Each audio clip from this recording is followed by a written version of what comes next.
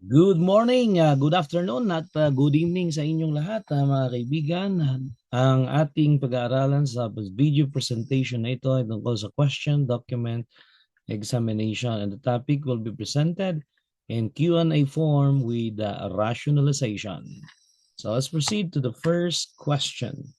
What is a question document? Ano nga ba ang question document? Letter A document whose authenticity or content is in dispute. Letter B, a document that is notarized by an official authority. Letter C, a document created under legal supervision. Or Delta, a document that is publicly available. No? So ano nga ba yung questionable document? No? So question document is any document where the authenticity or content is under controversy or under investigation, no?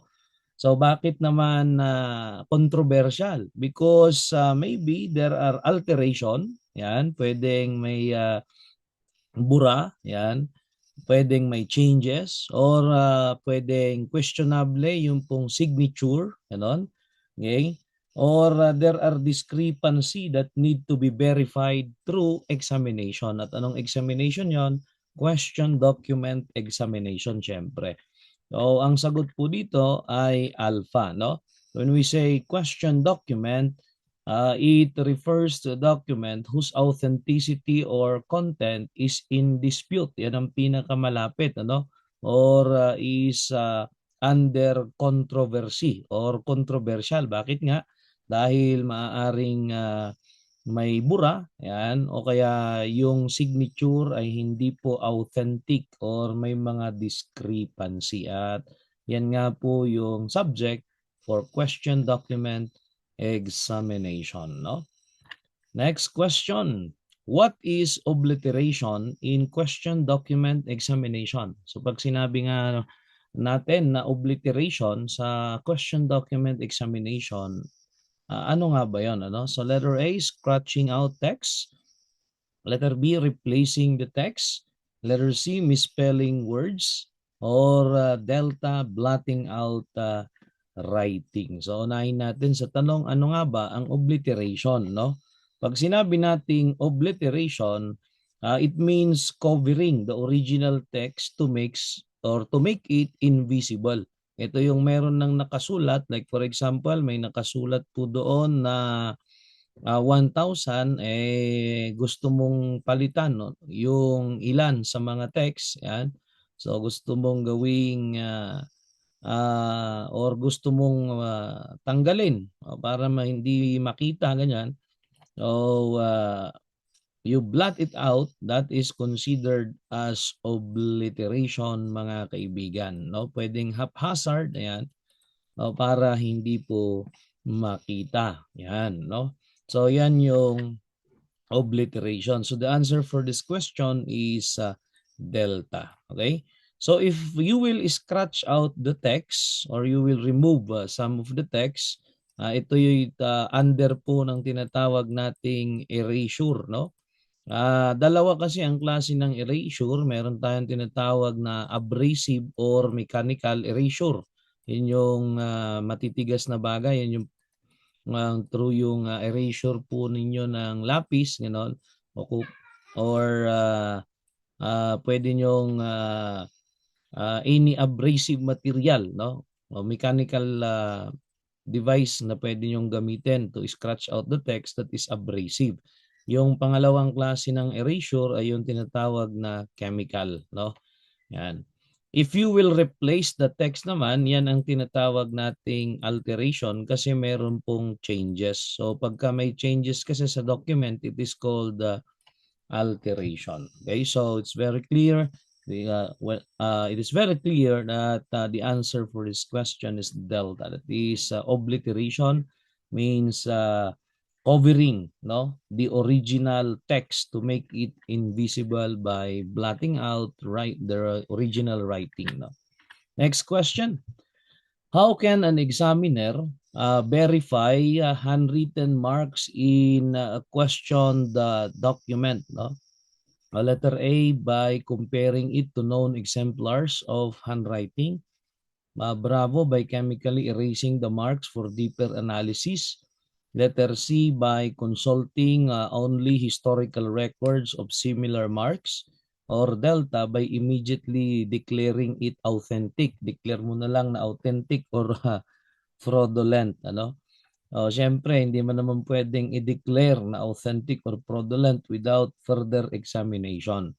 So kapag ka po mga alterations, ganyan, ang i-examine mo lang yung questionable document lang, ano, yung mga erasure, alteration, ganon, papasok sa miscellaneous examination yon. Pero kapag ka handwriting kasi, ay kailangan pag may questionable document at ang questionable ay yung handwriting, either yung print out or yung signatures, kailangan po na magkolekta ng standard, no? At ang standard ay known yung pinanggalingan. At ang technical term na ginagamit ngayon sa standard ay exemplar. So a certain question document examiner can verify handwritten marks in a question document by comparing the questionable document to known exemplars of the handwriting, syempre. So in short, kapag may questionable document na ang questionable ay yung print or yung signatures, ay kailangan po na merong standard para doon i-compare. At ang standard pwedeng collected, no? Yun po ay galing sa mga naisulat na nung writer dati or yung suspect natin, at pwede rin namang requested mula doon sa suspected person na sumulat, no? So tatlo yung klase ng standard. Pwede pong requested, pwedeng collected mula doon sa mga naisulat niya dati tulad ng attendance sheet, ganyan, nung pinirmahan niya sa Palawan na nagpadala, yun yung mga source ng collected standard. Pagka ipinasulat nyo naman sa kanya, that is called as requested standard, no? Pwede rin namang post litem motam, no? Pagka nag-execute ng kanyang handwriting after a case was already filed in court. All right? So, yan po yung pamamaraan ng pag-examine ng questionabling dokumento kung ang gusto nyong i-verify ay yung mga handwritten marks doon sa document. And usually, ang isang dokumento, ang madalas na questionable ay yung signatures, no? Because signature is a sign of acknowledgement. All right? Next question. What must court evaluate before a document examiner can testify? No? Letter A, examiner's credentials and qualifications. Letter B, examiner's opinion. Letter C, examiner's ability to convince. And Delta is examiner's case experience. No? A document examiner, if he will testify in court, he will be considered as expert witness, no? Kasi meron dalawang klase ng witness sa korte. Meron tayong tinatawag na ordinary, no? Pagka ikaw ay magte-testify based on what you have perceived. Yan. So base kung nagte-testify ka lang base sa iyong nakita, no? Base sa iyong narinig, base sa iyong na na dama. Yan. So you are considered as ordinary witness. Okay? At generally sa opinion rule, generally ang opinion ng ordinary witness is not acceptable as evidence in court except kung magte-testify siya sa sulat, susulat kamay ng isang tao na alam niya, ay pwede itong ma-accept as evidence in court, no? Pero pagka expert, yan, expert opinion, this may be admitted as evidence in court. Pero bago ma-admit ang opinion ng expert witness, ay kailangan muna na i-evaluate ng korte yung pong examiner's credentials and qualification to determine whether the document examiner have really approved of his or her expertise. Yan, no? Bago po accept or ma-admit as evidence ang kanyang testimony. All right. Next question. Non-identification means what in question document? Non-identification means what in question document? Letter A, inability to detect alterations. Letter B, failure to find authorship. Letter C, lack of evidence for authenticity. And delta, different authors for questioned and standard specimen. Okay, so yung word na non-identification at saka identification ay ginagamit kasi ng isang question document examiner sa kanyang conclusion. No, pag sinabing identification, it means that the questionable document in standard are written by one person. Pero pag sinabing non-identification, it is a conclusion of the question document examiner pertaining to the circumstance in which the questionable and standard specimen are written by different authors. Ayan. So the answer for this question is delta.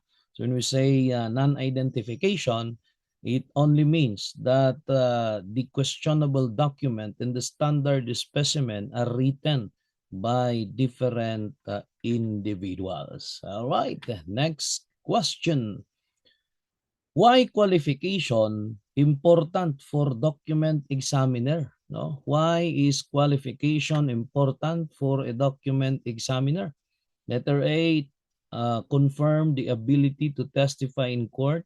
Letter B, prepares legal opinions. Letter C, handles all document types.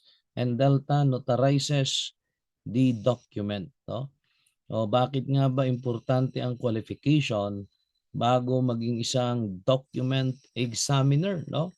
Okay? So kailangan pa na meron kang specializations training and you must prove that you have a really depth or in-depth knowledge about question document examination, no? Okay, qualification is very important because it confirms the ability of a certain individual that you can or you have the ability to testify in court and you have the expertise to examine questionable document. Kaya po importante ang qualification para maging isang document examiner. All right? Next question. What is insertion or interlineation? So what is insertion or interlineation? Letter A, adding writings between lines or pages. Letter B, blotting out writings or blotting out writing. Letter C, removing the text. Or delta, adding symbols at the end. Okay? So when we say interlineation, you modify a certain document by adding a content in the existing spaces. Yun yung isiningit mo, yung letra o kaya naman ay word doon sa existing spaces. Ayan, no? Isiningit mo. Yun yung in-insert mo. Ayan, doon sa may siwang. Eka nga. So the answer for this question is alpha. So adding writings between lines or between pages or between two letters. Yan, basta nagsingit ka, considered yan as insertion. Okay? Blotting out the writing is we called it obliteration, no? Removing the text is called erasure. Okay?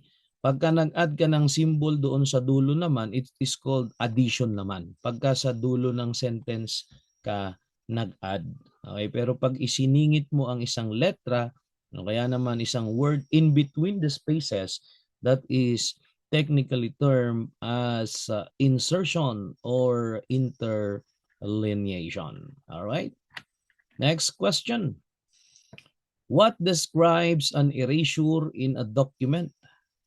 What describes an erasure in a document? So letter A, using opaque material. Letter B, adding content between lines.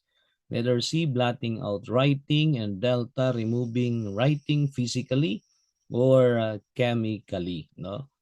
So when we say erasure, you are removing the text by mechanical or abrasive means or chemical means. So the answer for this question is a delta. Yan yung sabi nating pagbubura. Okay, at ang pagbubura pwedeng physical, yan ngayong abrasive method, or pwede ring chemical kung gumamit ka ng chlorine or pampaputi. Ayan, para po mawala yung sulat. Yan, chemical erasure.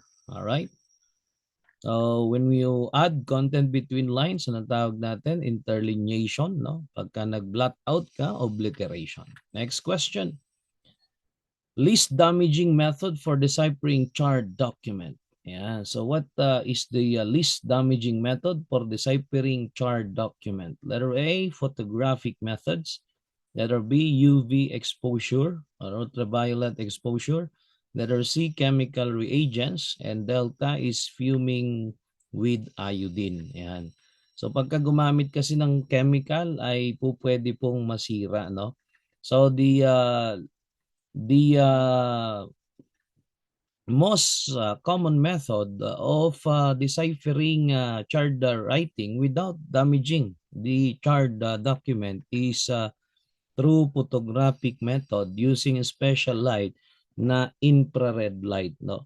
So photographic techniques are non-invasive, preserving fragile documents. Kaya po napaka-importante ng photography in question document examination, kasi aside from nape-preserve nito kung ano yung ini-examine mo at naidodokumento kung ano yung ini-examine mo, it is also non-invasive, which you can use it to preserve, no, fragile documents without damaging such documents. Okay? Next question po tayo. How does transmitted light detect erasures? How does transmitted light detect erasure? Letter A, by magnifying the area. B, by highlighting chemical residues. Letter C, fluorescing erase areas. Yan, nagkakaroon ng fluorescence. And delta, showing paper thickness difference. Yan. Saan kaya dyan ang kayang gawin ng transmitted light instrument. Okay? So kung magnifying kasi, ang common na ginagamit for magnification ay yung pong magnifying glass, stereoscopic microscope. Kapag dalawa, syempre comparison microscope if you will compare. Yan. Kapag ka naman fluorescence or magkakaroon ng fluorescence, usually UV ang ginagamit, no? So ang kayang gawin ng transmitted light is to show the paper thickness difference doon po sa mga indentations. Ayan. So makikita yung indentation through the transmitted light. All right. Next question. Which is the best method to enhance indentation on paper? Which is the best method to enhance indentation on paper para ma-enhance palalo? Sabi dyan, no? Letter A, powders or horizontal light. Letter B, transmitted light.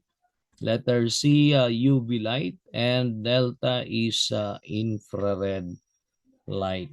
Okay? So the method that can be used to enhance indentation without altering the paper is through the use of powders and or horizontal light. Okay? So para ma-enhance palalo. Although ang common na ginagamit ay transmitted light, pero para mas ma-enhance pa, then you can use powders or horizontal light to show or to enhance indentations on paper. Next question.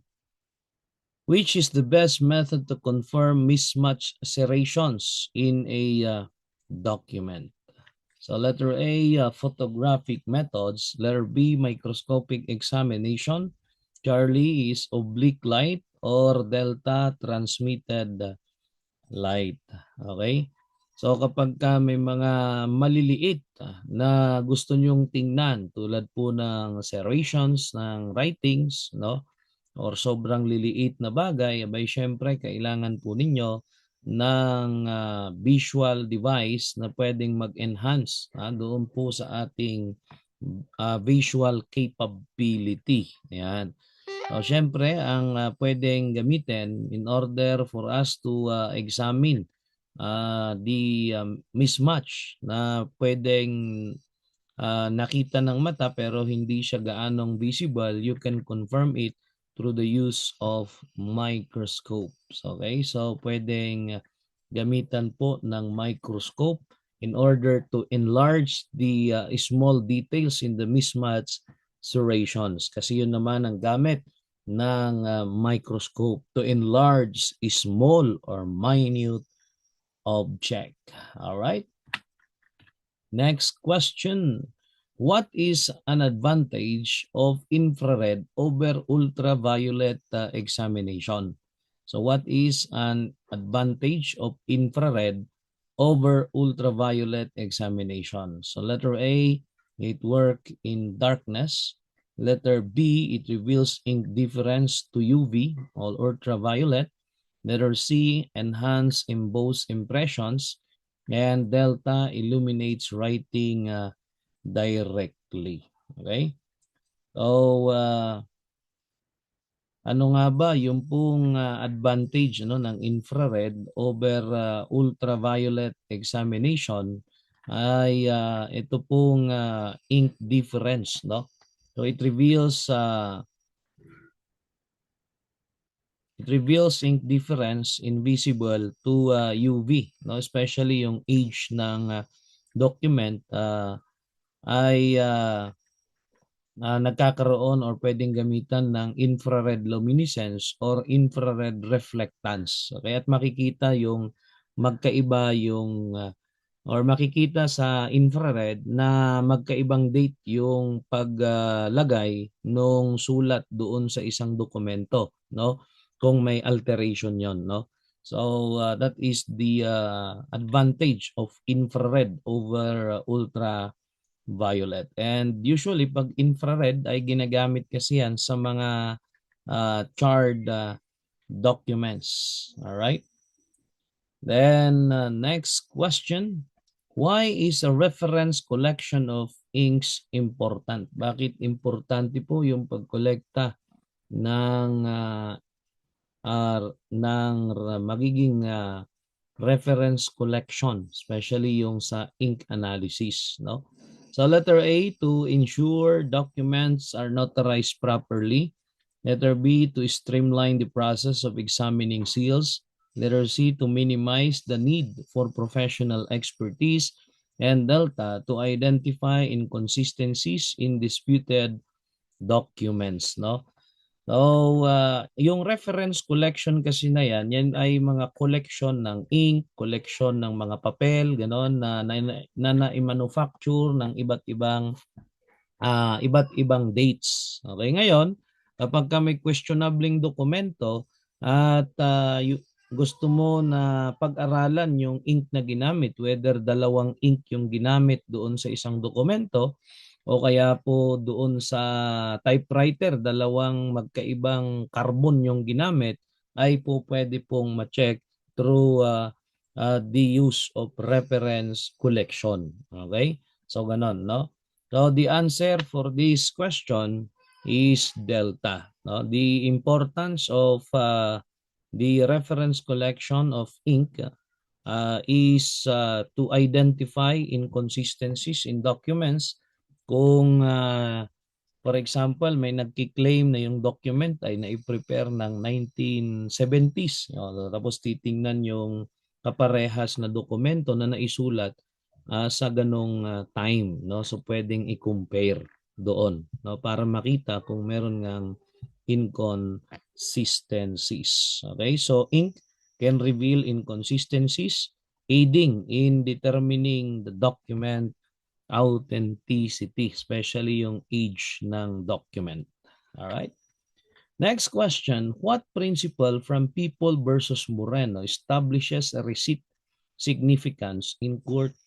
What principle from People versus Moreno establishes a receipt significance in court? Letter A receipt cannot serve as valid evidence. Letter B, a receipt is admissible only if signed by multiple witnesses.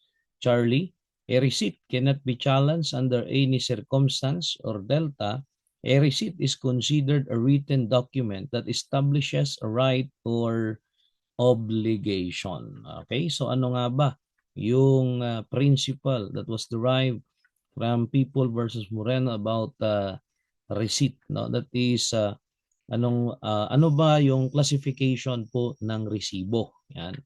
So based from the case of People versus Moreno, a receipt is considered a written document that establishes a right or obligation. So it is, or legally speaking, it is considered as a document. Yan, kasi yung resibo is considered as a commercial document which establishes yung pong karapatan ng isang tao over the property or parcel na kanyang binili. Yan yung proof na sa'yo na ang iyong binili. Yan po yung resibo.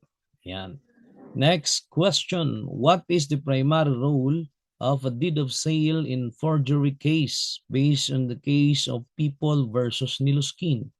What is the primary role of a deed of sale in a forgery case based from the case of People versus Niluskin? Letter A, to serve as evidence of an agreement or disposition.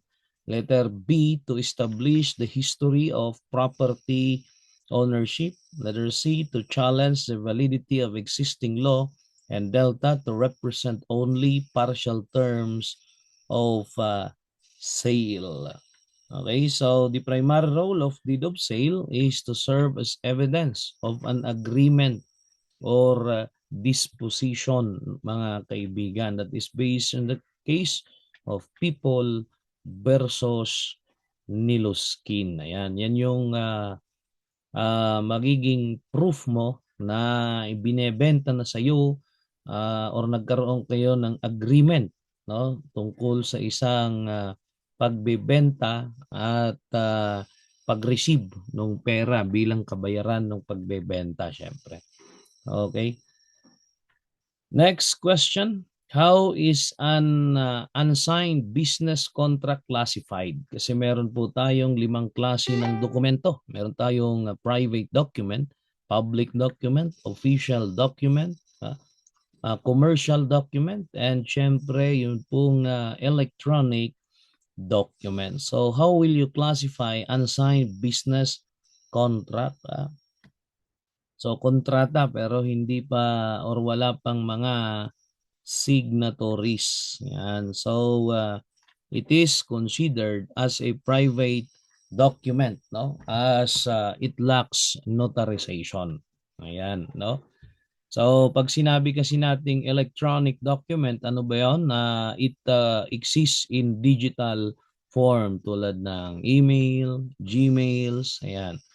When we say public document, it evidences a legal agreement in which it must be notarized by a notary public, o kaya naman ay nailagay sa nailagay siya sa public record, mga kaibigan, no, tulad ng marriage certificate na nakalagay sa PSA, no, ay considered na siya as a public document. Okay? Pagka commercial document, anything that involves business transaction or sabi nga mercantile law. Ayan, no? O pagka sinabi naman na official document, those document that are issued by government offices in which the issuance of such document are part of their function. Tulad po ng police clearance, NBI clearance, barangay clearance, and so on. Okay, so yun po yung mga klase ng document, no? Private, yan. Official, di ba? Public, okay? Commercial, yan na GPAPC, okay? At saka po electronic. Yan. So yan po yung PAPCE, yan, no? Private document, official, public, commercial, at saka po electronic document. O, digital, pag sinabing electronic, commercial, hasta may related sa mercantile law or law of commerce. Public ay notarized by a notary public or by a official having the authority, no? And official, yung pag-issue ng dokumento na yon ay part ng kanilang trabaho. Tsaka private, a document that has no or it is not notarized or not entered in the government office, no, para maging public document. All right. Next question, how is a notarized deed of sale classified? Ayan, paano naman or ano naman ang classification ng notarized deed of sale? Okay? Hindi na private kasi notarized na, no? Considered na po 'yan as a public document as it is already notarized by a notary public. Okay? So tandaan natin pag sinabing private document, it is executed by individuals in which it lacks notarization. An official document involves the government official who issued the document in which the creation of their office is part of the issuance of the document. No? Commercial involves the or anything that is under the mercantile law or law of commerce. At syempre, digital, yun nga po yung electronic. So next question, why does a government-issued memorandum qualify as an official document? Bakit nga ba na yung government-issued memorandum ay considered as official document? So letter A, notarized. Siyempre hindi. Private document executed by public officials? Siyempre hindi rin, no?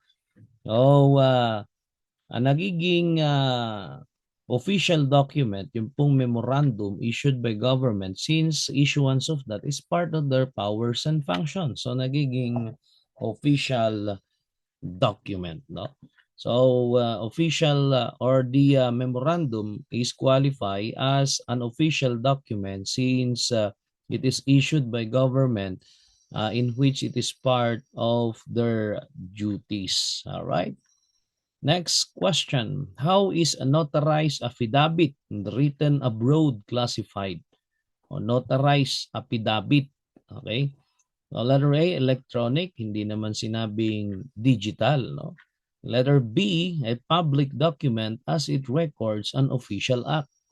Letter C, a private document as it was executed in another country, or delta, an official document as it was prepared by a foreign official. Okay, so the answer for this question is bravo, a public document, no, as it records an official act. Okay, so a notarized affidavit records an official act, making it as a public document, ladies and gentlemen. All right. Our next question. How does an email with contractual obligation qualify as an electronic document? How does an email with contractual obligation qualify as an electronic document? Letter A, it is valid only if printed and notarized. Letter B, it is an official document due to its contractual nature. Letter C, it exists solely in digital form and serve as an electronic document. Or delta, it must be classified as a private document regardless of the format. Okay? So the answer for this question is Charlie. So the email with contractual obligation is considered as an electronic document since it exists solely in digital form and serve as an electronic document. All right, next question. Which of the following describes trace forgery in the classification of disputed signature? Okay, so sa disputed signatures kasi meron po tayong simple forgery na tinatawag kung wala kang intent or yung forger walang intent na tularan yung genuine signature, it is called simple or spurious signature, no? Kapag ka naman po yung outline ng original ay gusto mong tularan at ipinatong mo yung fake, basta pinagpatong mo, no?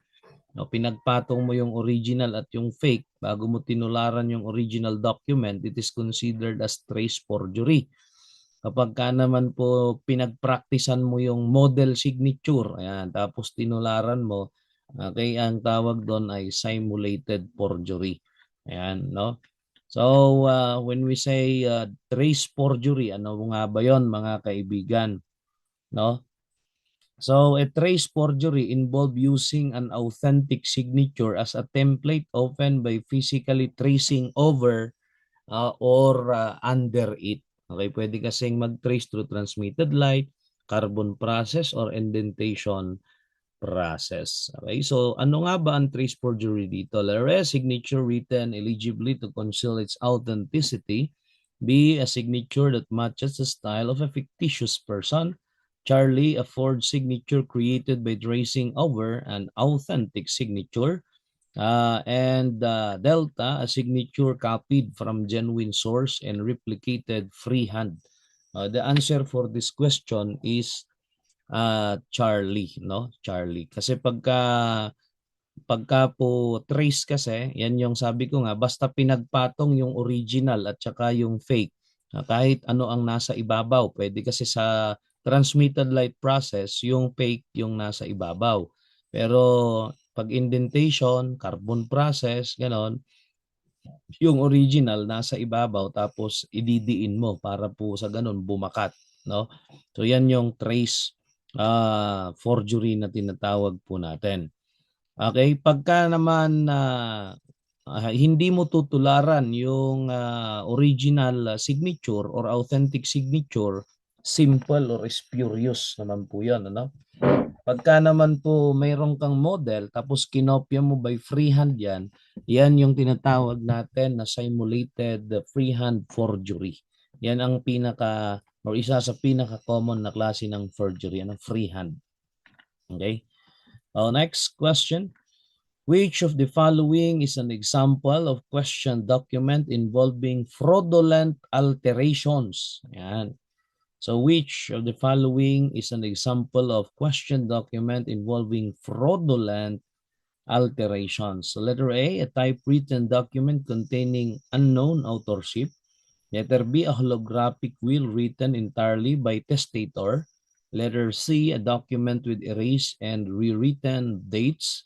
And Delta, a signature obtained under trickery. All right.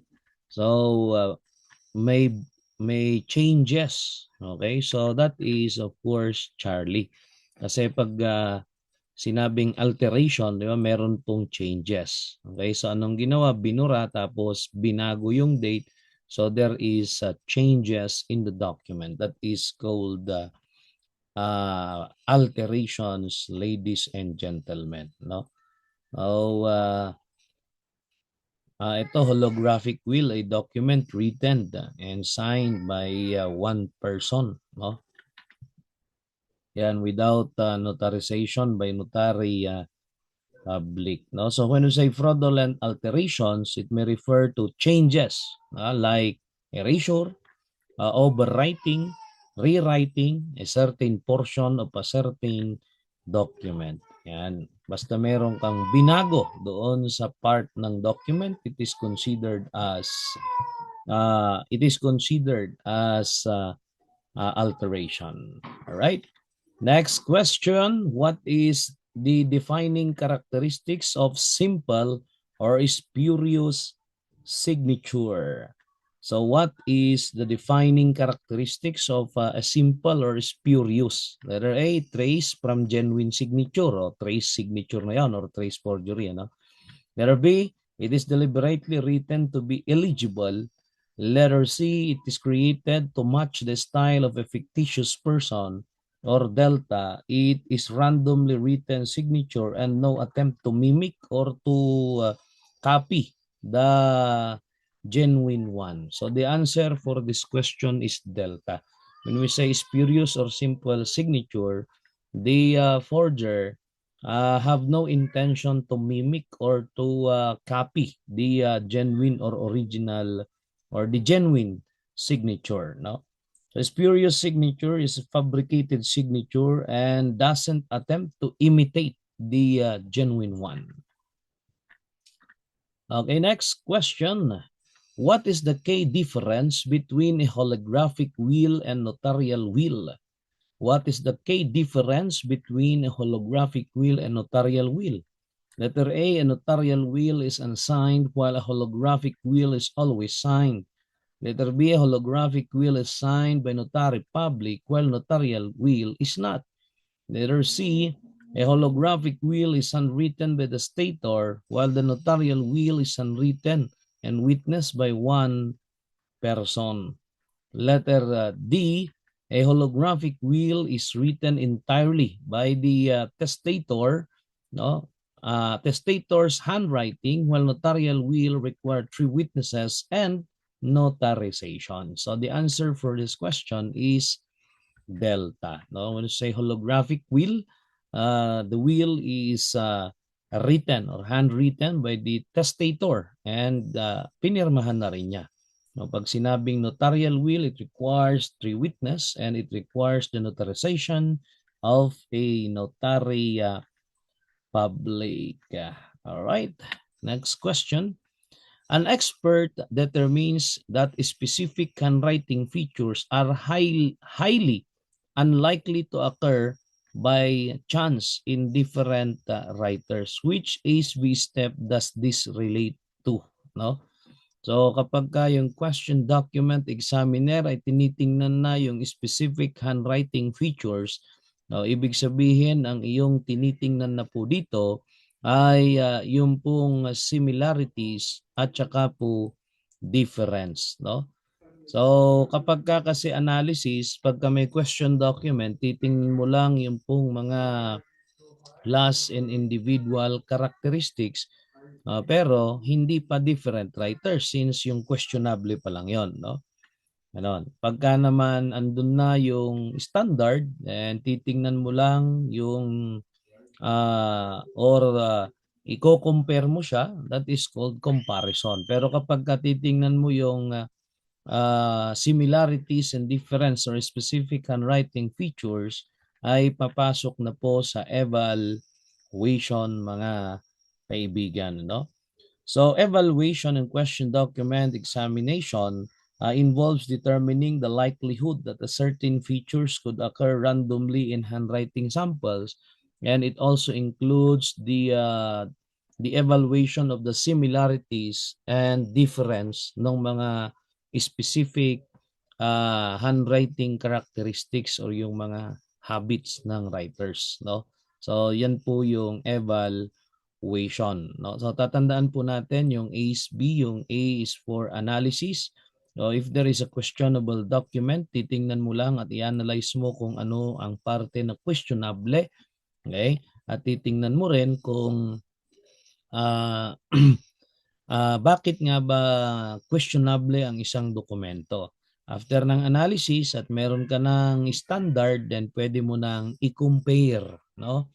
Ngayon, pagka po nailagay mo sa comparison microscope in a collation or side-by-side comparison or collation position, then that is called comparison. If you will now evaluate or you will count the similarities and dissimilarities. That is now called as evaluation. Pagkatapos noon ay ipapasa mo sa isang senior question document examiner para i-conduct din niya independently yung ACE. No? At ang tawag na natin doon ay verification. Kaya po sa report, may nakalagay doon, examined by, kung sino yung nag-examine, the question document examiner, at saka verified by a certain senior question document examiner. All right? So tatandaan po natin kung ang tinitingnan na ay specific handwriting features between the two, no? Two writers, meaning andun na po yung standard at andun na yung questionable document, tinitingnan na yung similarities at saka difference. All right? So that is evaluation. Next question. An examiner identifies similar dissimilarities between the questioned and handwriting samples. What should they consider next in the ACE-B methodology? Letter A, repeat the analysis for consistency. Letter B, verify findings with another expert. Charlie, disregard the dissimilarities as irrelevant. Or Delta, evaluate significance of the dissimilarities for identification. Okay? One examiner identify. So sa pag-identify kasi ng dissimilarities, di ba? Hindi mo muna i-evaluate yan, i-identify mo lang, i-compare mo, no? So comparison. Ano bang susunod sa comparison? That is evaluation. So the next thing to do is to evaluate the significance of these similarities or dissimilarities para tingnan na kung yon ay sinulat ng parehas or magkaibang tao. Okay? And precision is demonstrated when repeated tests yield consistent result showing the reliability ng pong similarities and difference. All right? Okay, so next question. Which of the following scenarios best illustrate the concept of precision in question document examination? Precision, yan, precise. The letter A, an examiner accurately identify a forged signature. Letter B, an examiner identifies a forged document using advanced tools. Letter C, a second expert correct the initial findings of the first examiner. Or Delta, the two different examiner independently arrive at same conclusion after repeated tests. Ayan, no? So pag sinabi nating precise or precision, yung pong in-examine nung unang examiner or yung unang question document examiner ay parehas sa conclusion nung pong nag-verify nito. So tandaan, pag sinabing verification, it is already conducted by another question document examiner. Usually, yun pong mga senior question document examiner.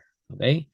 So, kapag parehas yung result ng dalawa ay precise, ibig sabihin yung conclusion nila, no? So dalawa na sila no? Tapos iisa yung naging resulta ng kanilang examination. All right?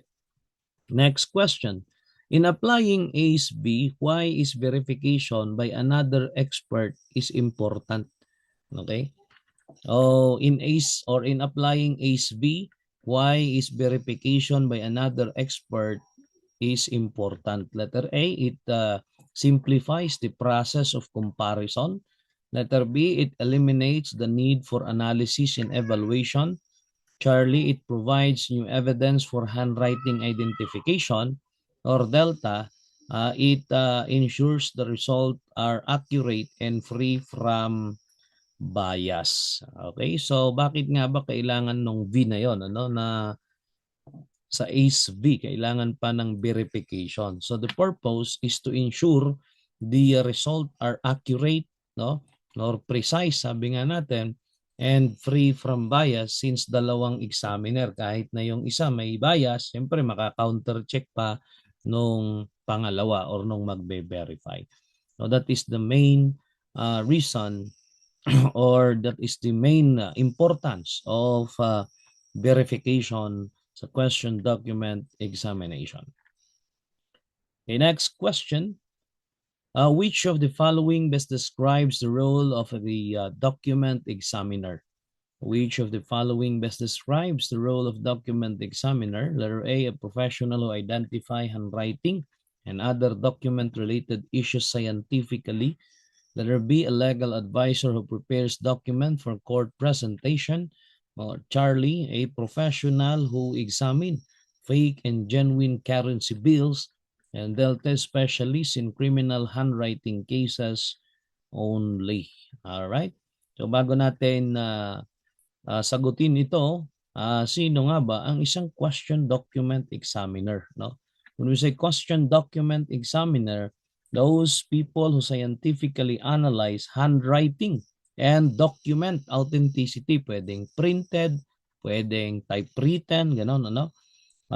Going beyond just a currency or in criminal cases. So meaning, yung pong pag-examine ng currency bills, part lamang ng trabaho ng isang question document examiner. Ganun na rin yung pagbigay ng opinion about handwritten documents, no, na related sa criminal cases like yung sa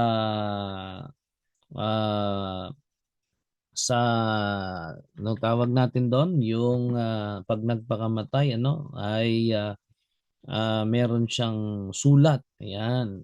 So po pwedeng i-verify po yan ng question document examiner whether yung sulat ay sulat nga nung nagpakamatay or hindi. No? Part lang yon ng trabaho ng isang question document examiner. So the answer for this question is alpha. Okay, so ang sagot po dito ay alpha. So when we say question document examiner, pertains a professional who identifies handwriting and other document issues scientifically. All right?